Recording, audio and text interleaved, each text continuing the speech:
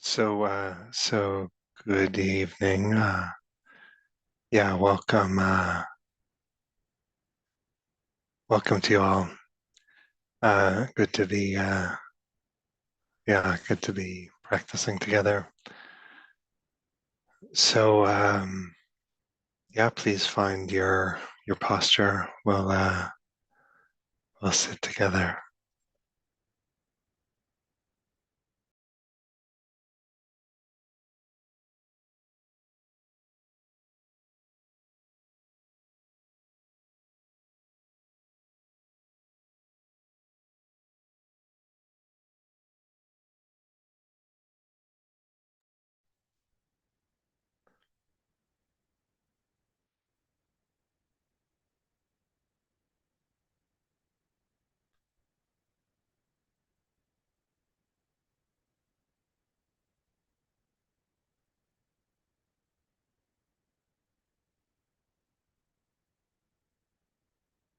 How far away is peace?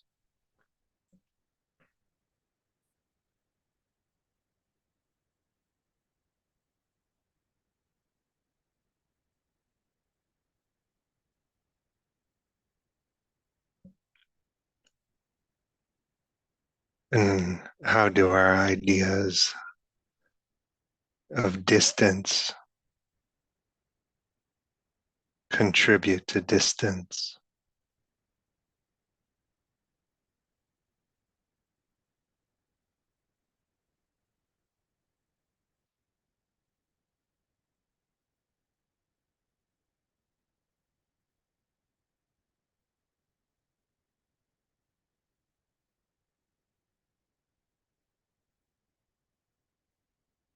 Just feel all the practice you've ever done,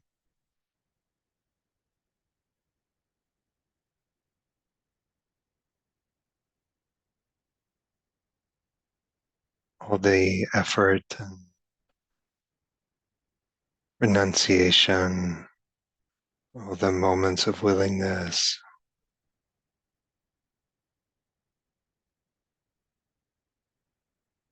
all of the suffering and all of the love.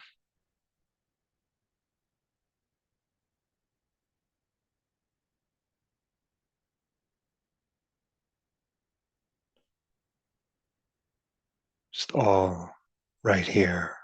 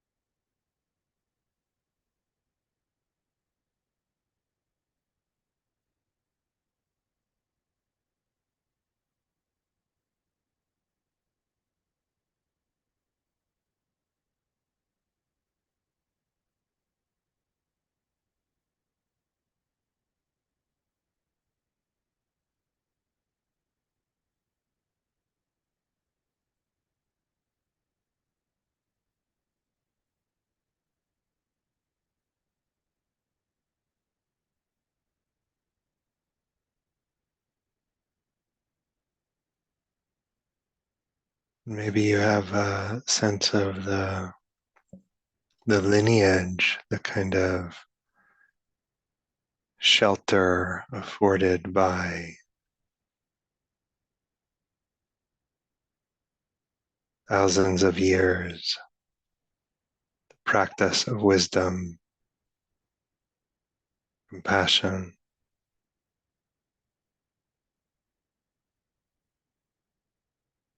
sense of finding ourselves in that stream.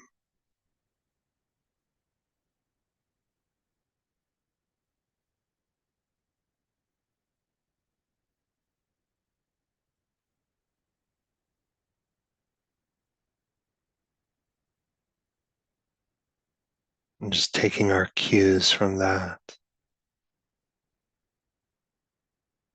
as we breathe,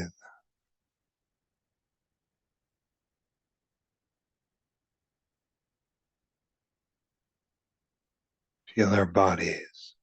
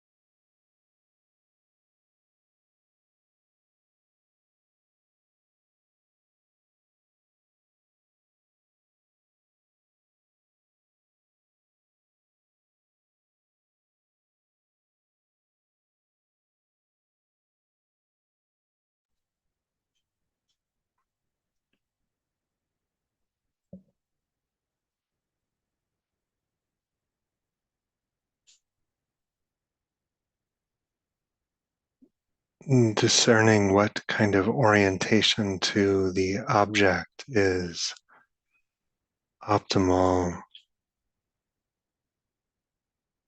object of, say, our breathing,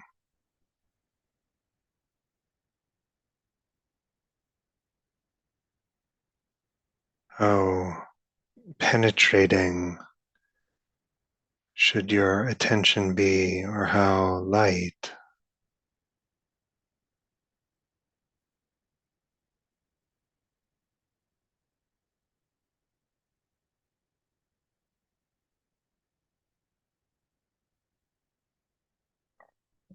how much fidelity to just that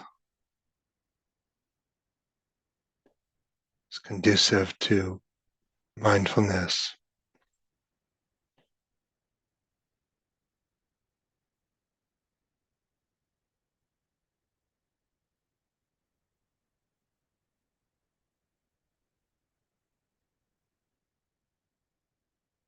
How often or how continuously are you served by relaxing,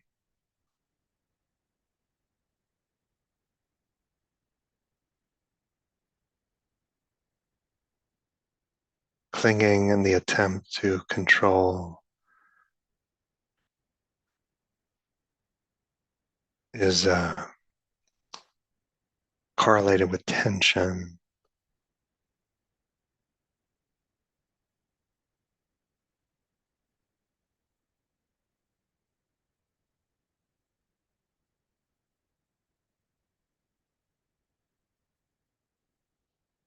As we consciously relax,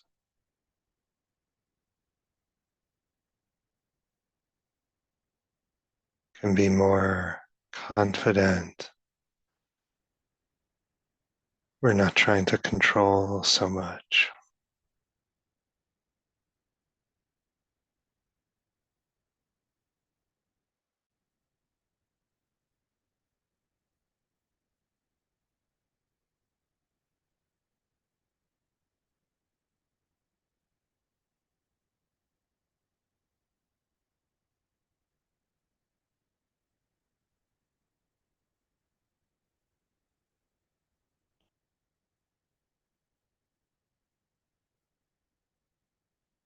We give the mind boundaries, but that doesn't feel like control.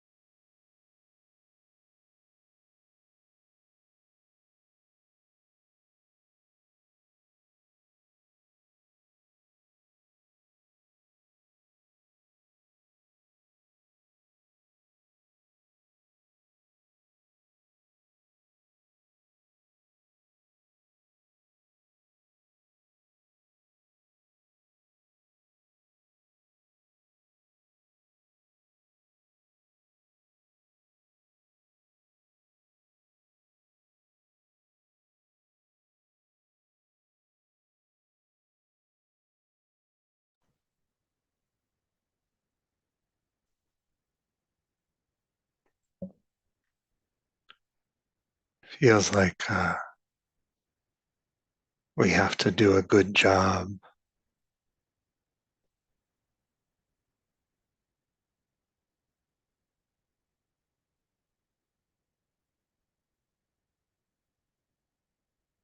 but mindfulness is actually a recognition of all that we do not govern, kind of harmonizing of the heart with ungovernability.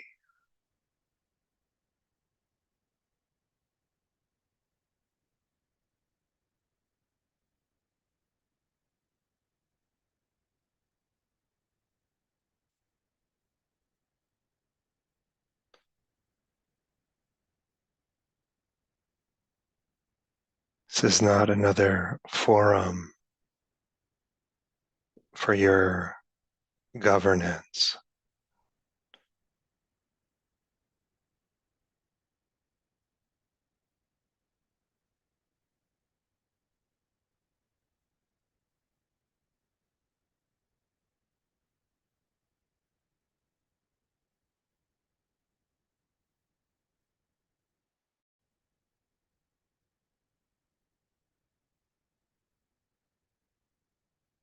There's already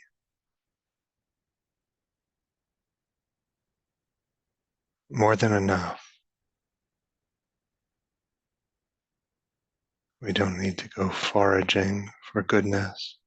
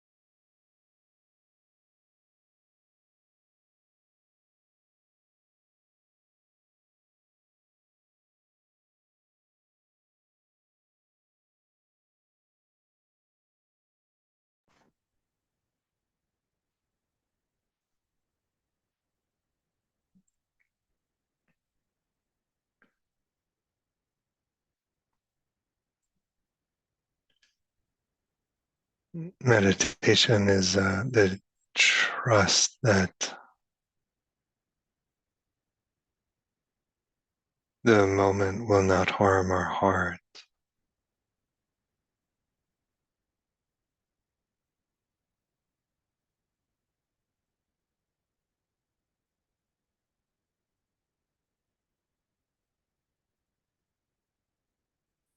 We need not keep tabs on everything right and everything wrong in this moment. Keep tabs on our preferences.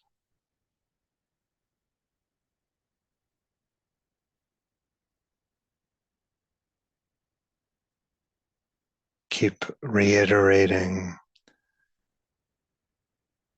story, self.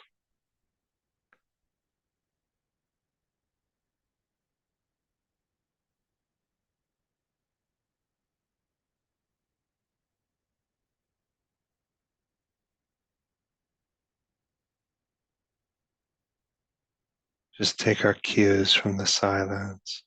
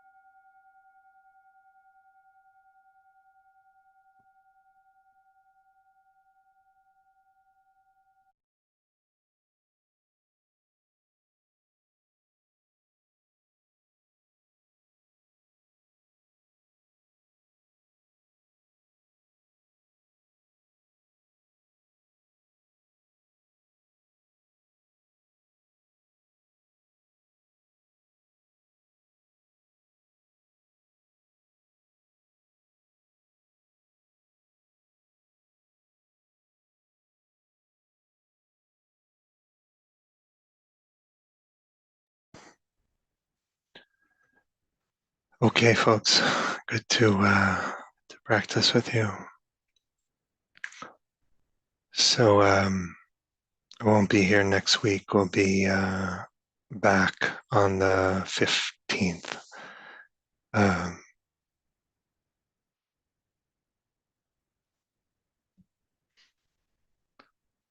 so I read an interview yesterday with filmmaker Jim Jarmusch. Did Mystery Train and Ghost Dog, other films. And then just made a movie I haven't seen, kind of slow burn film about a family, father, mother, sister, brother. And the interview says, uh, you know Jenny Beth from Savages? I don't know who that is. Um, but you know Jenny Beth from Savages? He says to the interviewer, I like her attitude, her music. She said in an interview, art doesn't have to talk about politics to be political, to change the world. Artists are here to open us, to make us feel more in touch with others, connected and empathetic. That's what art does. And Charmer says, I was like, gee, I wish I said that. To not directly talk about politics does not mean something's not isn't political. But for me, the political thing is to protect empathy in a way. The last time I saw Joe Strummer, also do not know, but from The Clash, it's probably really embarrassing to admit that on YouTube. Last time I saw Joe Strummer, um, died in 2002. He was in New York. He walked me back to my home from a restaurant because I had the flu or something. He stopped at my door and looked me in the eye. And I'll never, ever forget this. He said, Jim, our job is to protect empathy at all costs and to live groovy lives. And then he left into the rain. He died 5 weeks later. I've been trying to live by that. Protect empathy at all costs and to live groovy lives. Trying to do both, trying to enjoy the strangeness of my life, but I am trying in my work to protect empathy.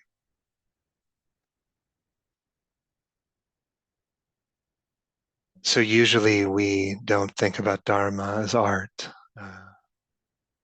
And in some respects, it seems like superficial. It ignores aesthetics as trivial. It's all tarnished in some way, become disenchanted with samsara. Yet, I would add that the Dharma is an artistic path in the sense that there's an aesthetic to goodness, kind of elegance, cleanliness. We try to honor that. And the Dharma's many things. One of them is the process of turning one's heart into something like art. And you have to do a lot of hard work to turn your heart into something beautiful. You also don't have to do anything whatsoever. Turn your heart into something beautiful. And many times I have these moments, kind of perceive the heart of sometimes my teachers, sometimes students. And and the beauty in that moment sort of eludes words. And there's a kind of awe that I feel as I kind of contemplate like all the mind moments that shaped and informed their heart in that moment, all the mind moments. And Sangha is many things. It's a grief ritual and it's a pep rally. And most crucially for me, it's a kind of collective sensitization to goodness and and dwelling in it. And in their role, Dharma teachers receive a lot of gratitude and love, and in no way dismissive of that. But I've never wanted to be loved, but I've desperately wanted to abide in what we both love, and abiding in what we love. That's Sangha, spiritual friendship. Sangha is the collective practice of empathy.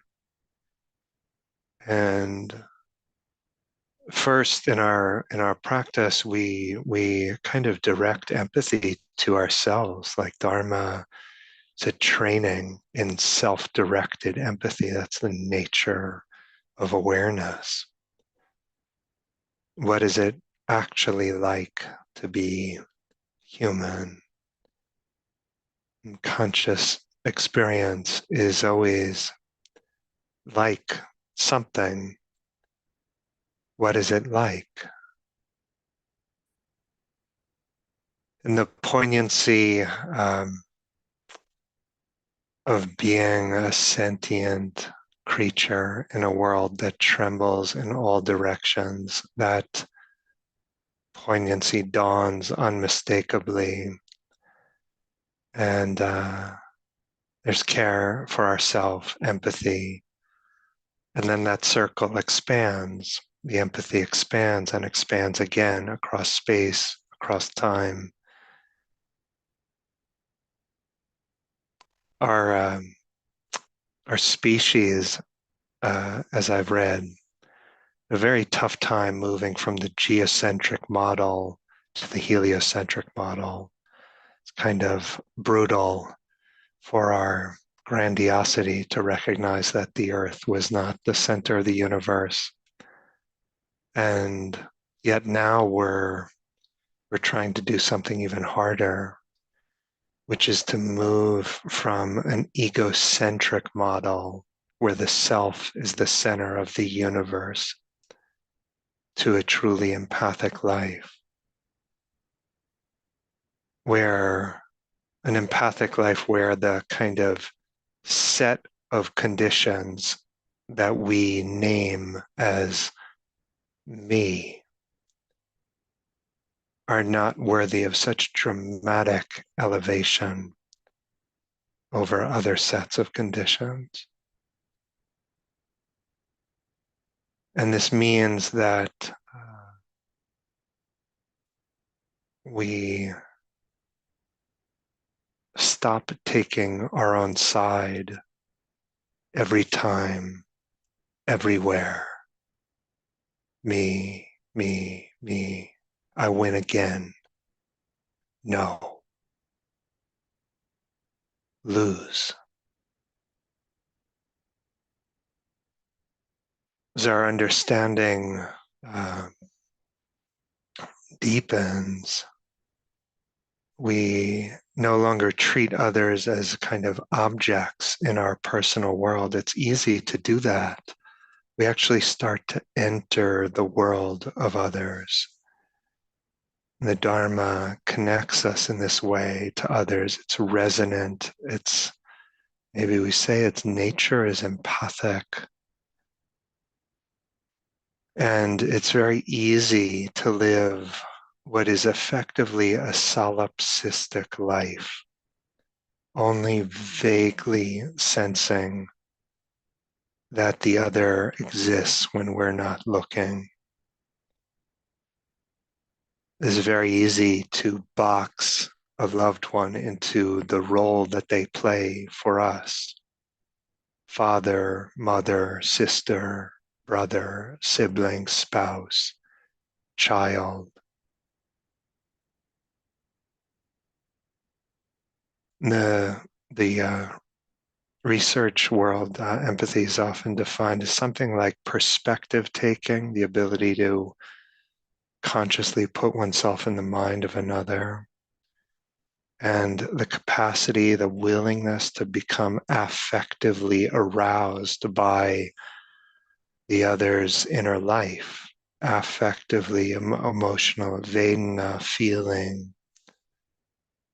And there's some empathic concern where we're motivated to, we're not indifferent, we're motivated to care for another's welfare. And that's what it means to truly understand each other, to learn to be open systems. And in a way, it's kind of, it can feel like a strange phrase maybe, but it's like we take our cues as best we can from the mind of the Buddha, listening.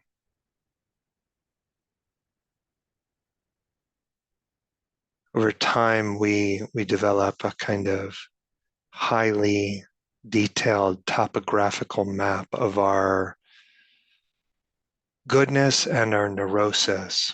And that high resolution map dramatically expands the possibilities for empathy. So Strummer said, Jim, our job is to protect empathy at all costs. And that, Jenny Beth said, is its own political act. It doesn't feel sufficient for sure, but she seems right to me too. And in the long run, our world does need an unbroken lineage of love and care, empathic concern. And so let us do our part. And I think we are, in our own ways, doing our part. And that's not where our effort ends, but certainly a good starting point. And here, these Wednesdays, if you're listening, you can hear that every week talking about this country and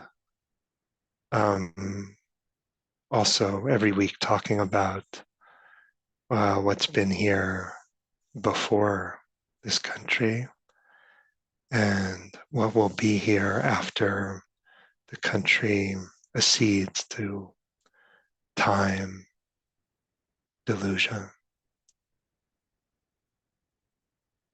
This is not the Dharma's first rodeo.